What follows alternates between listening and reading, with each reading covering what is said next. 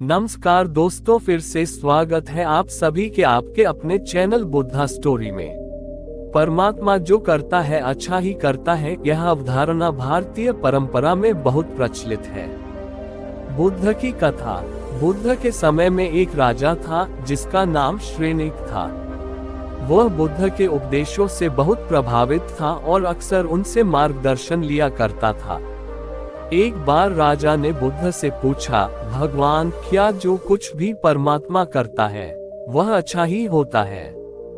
बुद्ध ने उत्तर दिया, हाँ, जो कुछ भी होता है वह किसी न किसी भलाई के लिए होता है।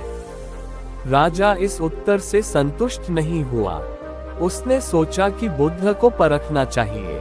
एक दिन शिकार के लिए जंगल गया और उसके हाथ में तीर से एक खरगोश घायल हो गया। ये देखकर राजा दुखी हो गया। उसने सोचा कि परमात्मा कैसे अच्छा कर सकता है जब एक निर्दोष जीव को कष्ट हो रहा है।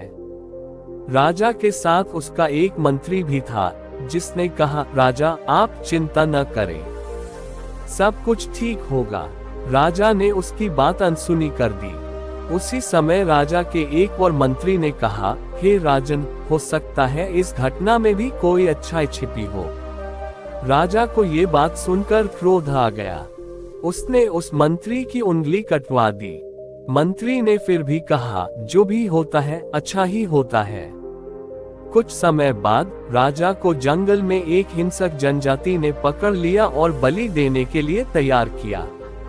लेकिन जब उन्होंने देखा कि राजा की एक उंगली कटी हुई है, उन्होंने उसे बलि देने से इनकार कर दिया, क्योंकि वे अपूर्ण शरीर वाले व्यक्ति की बलि नहीं देते थे। इस प्रकार राजा की जान बच गई। राजा को उस समय समझ आया कि उसके मंत्री की उंगली कटने के बाद भी उसने ये क्यों कहा था कि जो होता है अच्छा ही होता है। राजा ने तुरंत मंत्री से माफी मांगी और उसे सम्मानित किया। बुद्ध ने राजा को समझाया, इस घटना ने तुम्हें ये सिखाया कि कभी कभी हमें परिस्थितियों को पूरी तरह से समझने के लिए धैर्य रखना चाहिए।